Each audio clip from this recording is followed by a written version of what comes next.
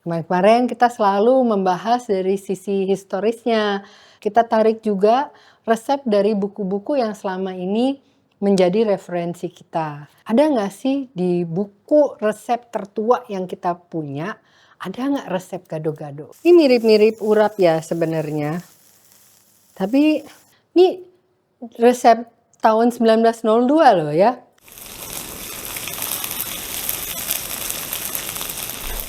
Hai, kembali lagi di Jejak Lahap Indonesia. Nah, hari ini atau kali ini sebenarnya ya, kita mau menyajikan masakan dari salah satu buku resep. Ini akan menjadi salah satu fitur kekhasan kita di Jeli ya, di Jejak Lahap Indonesia. Kan misinya adalah untuk membuat teman-teman jatuh cinta lagi sama masakan Indonesia. Kemarin-kemarin kita selalu membahas dari sisi historisnya. Sekarang dengan apa yang selama ini menjadi research penelitian kita, apa yang kita sajikan sejarahnya, kita tarik juga resep dari buku-buku yang selama ini menjadi referensi kita.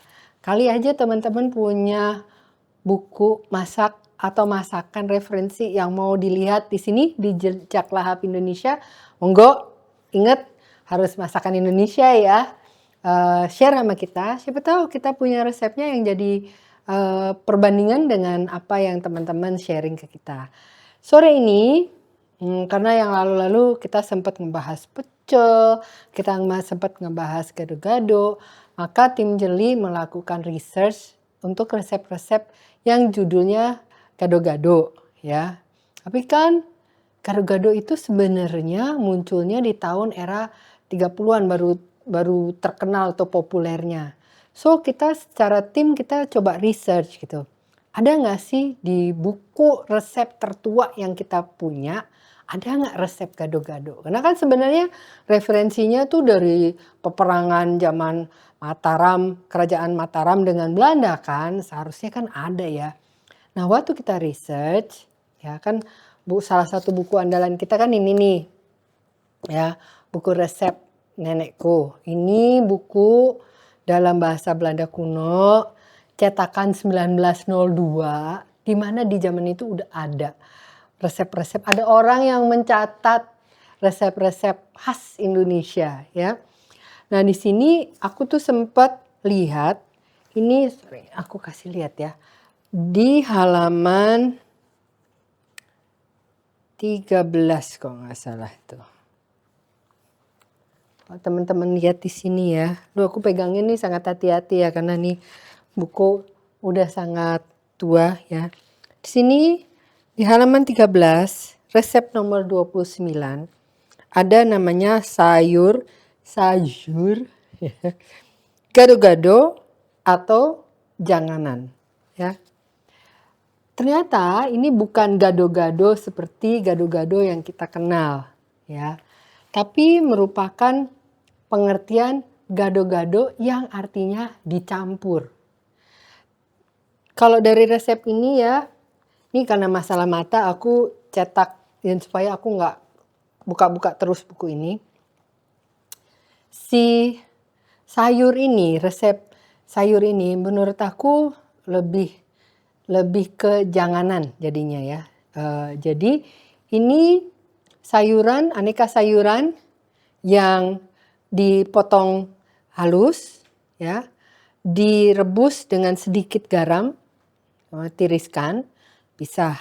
Kemudian ada resep yang menjadi siraman dari sayuran ini itu menggunakan kelapa, parutan kelapa dan santannya.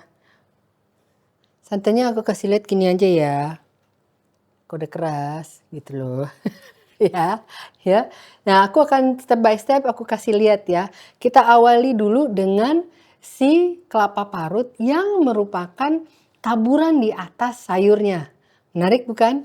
Jadi bukan apa yang biasanya kan kita kalau taburan di atas itu bawang goreng ya. Mau itu bawang goreng merah atau bawang goreng putih. Tapi ini adalah kelapa parut.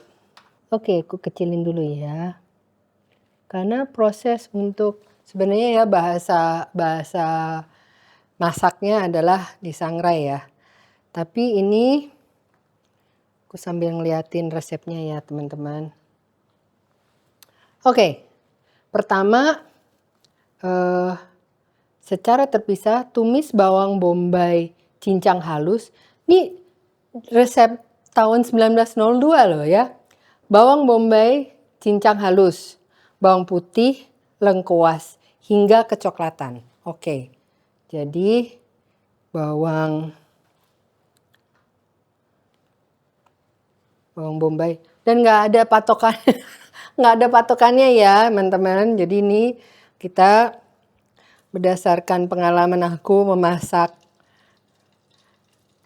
aku selalu melakukannya dengan bilangan ganjil. Karena kalau ajaran almarhum nenekku adalah, oh ganjil itu nggak bisa dipisah katanya. Ya, bawang putih. Oke. Kemudian apa tadi, bawang putih. 1 sendok teh membel ya. Sama what is it? Lengkuas. Which one is lengkuas? Oh. Yep. This one. Right. 3 sendok teh ya teman-teman. Oke. Ditumis hingga kecoklatan. Berarti harus sabar ya. Kayak banyak masakan Indonesia, prosesnya emang masalah waktu. Itu yang menyebabkan kalau kita taruh 2 orang berjejer nih dengan bahan yang sama, kok yang satu rasanya beda dengan yang satu lain gitu ya. Oh itu masalah bakat. Mungkin, tapi ada juga masalah kesabaran.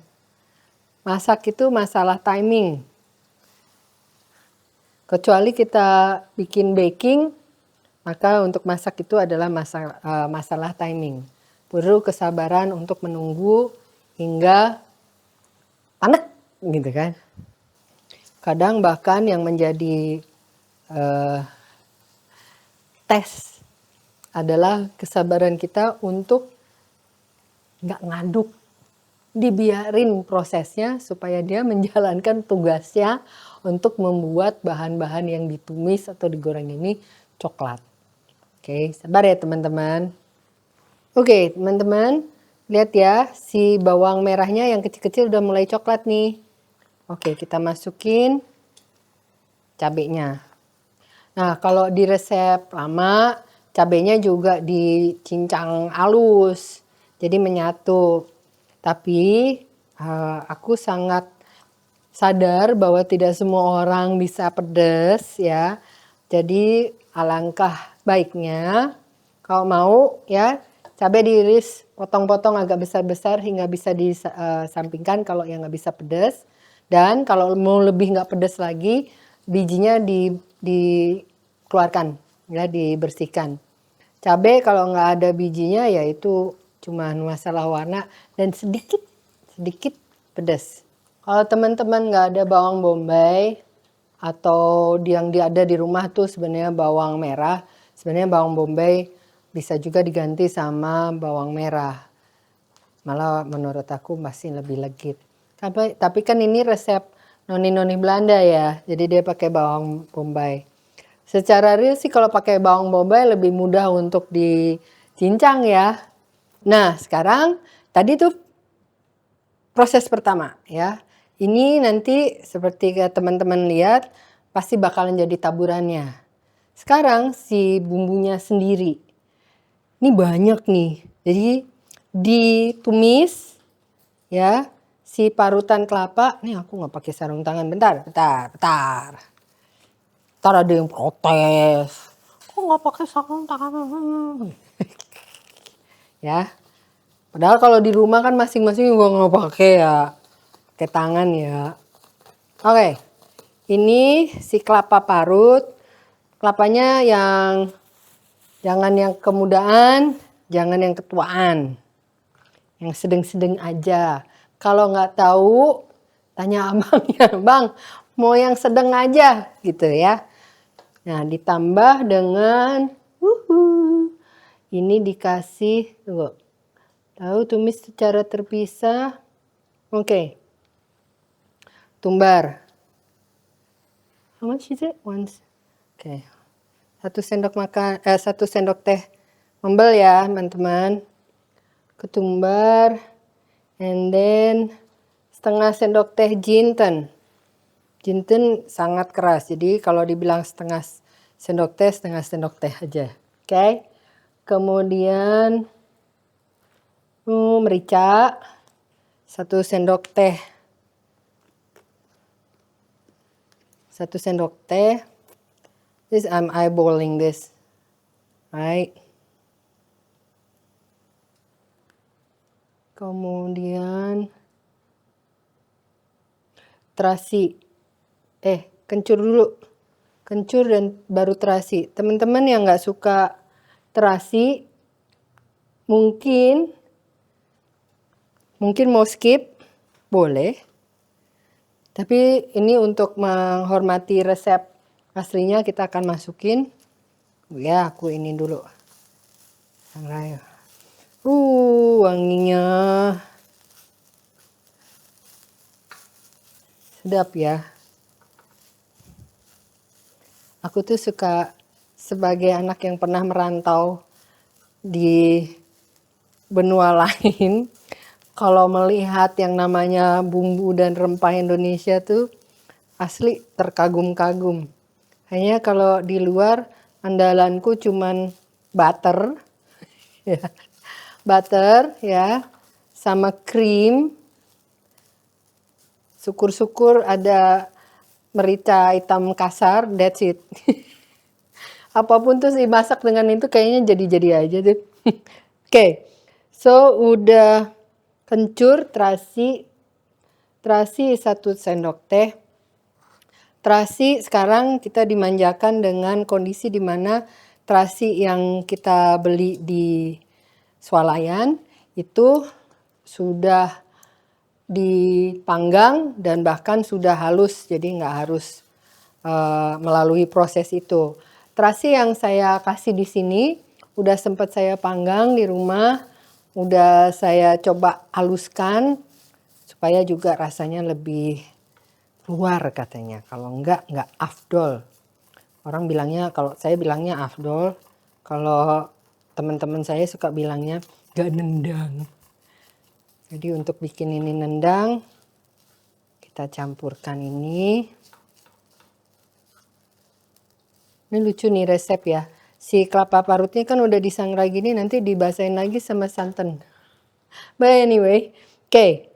Terasi, bawang bombay halus atau cincang halus, bawang putih, kemiri panggang. Where did the kemiri go? Oh. Oke. How much? 2 sendok makan. Right. 1 sendok makan itu sama dengan 3 sendok teh. So kalau ini 2 sendok makan, that means 6 sendok teh.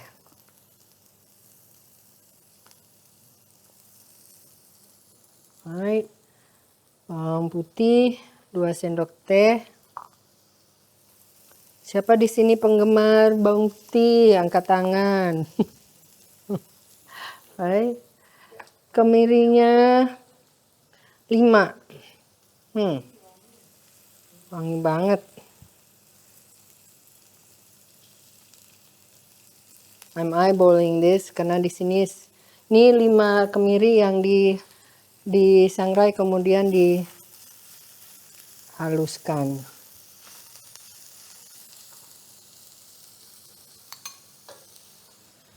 Kalau apinya kegedean dia akan cepat gosong, jadi perlu dipantau ya teman-teman.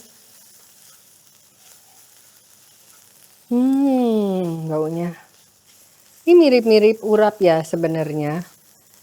Tapi teman-teman yang ada resep janganan di keluarganya, sharing ya, komen di sini ya. Di rumah biasanya dibikinnya seperti apa. Oke.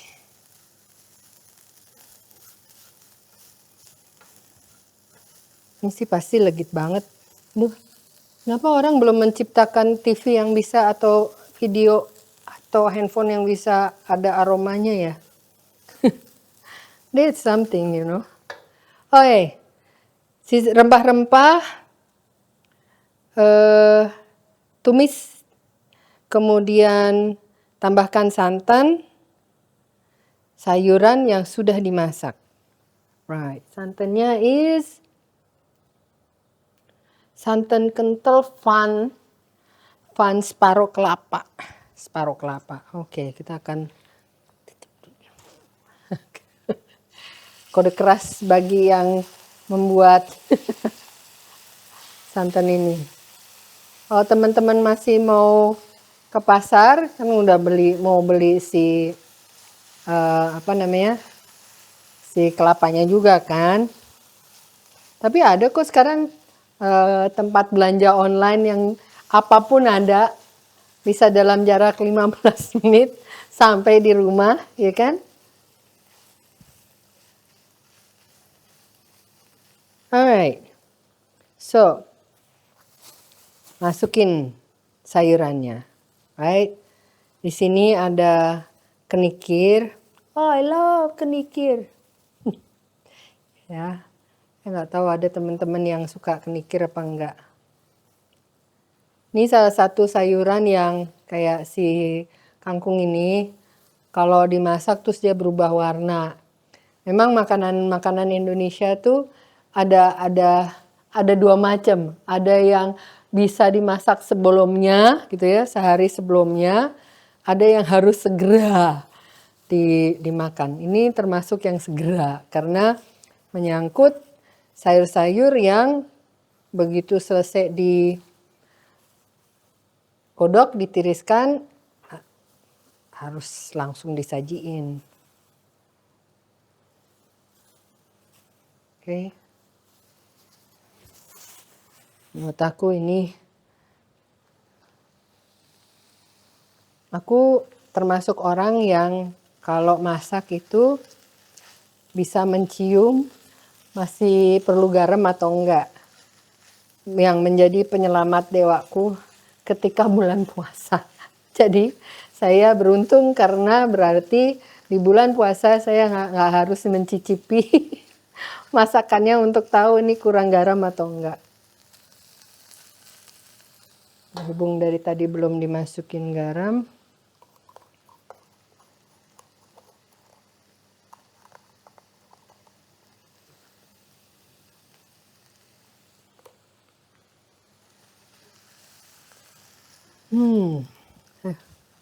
Wanginya. Duh, untung ya masaknya nggak di bulan puasa ya.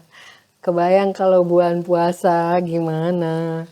Berarti teman-teman nanti di seri Jejak Lahap Indonesia kalau di bulan puasa kita agak sorean ya. Sian dong kalau lagi masak gini terus ngiler-ngiler gitu kan.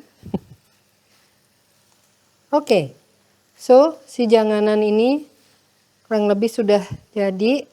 Tunggu bentar ya. Ini karena tadi dikasih santan kan sempat mengental lagi ya. Buat yang no carbs ya, ini udah cukup legit. Nah, saya mau kasih lihat cara saya nyajiin buat keluarga saya. Oke. Bentar.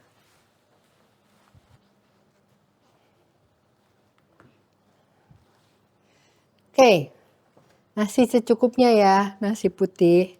Menik-menik gini ya. Oke. Aku taruh sayurnya. Ya. Kemudian ini yang tadi kita buat di awal, yang penuh kesabaran ini. Oh, sekarang kan bilangnya kremesan ya. Kremesan. Ya, ntar aku taruh di atasnya ya.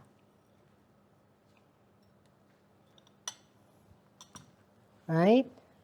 Nah, untuk pelengkapnya, kalau di rumah, aku akan sajikan dengan telur.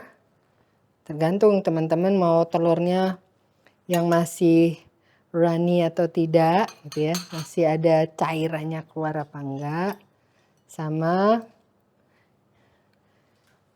ini sambal dadakan ala Wingy ya. Asli cuman bawang merah, rawit merah, cabai merah, sama tomat, sedikit terasi. Buat kubu kecap, tinggal ditaruhin kecap, lelerin kecap di atasnya. So, sajian sayur janganan atau dibilang sayur gado-gado, sayur campur ala buku resep masakan Indonesia cetakan tahun 1902. Gampang kan teman-teman? Ayolah mari kita menikmati makanan khas Indonesia. Sampai di resep berikutnya. Bye!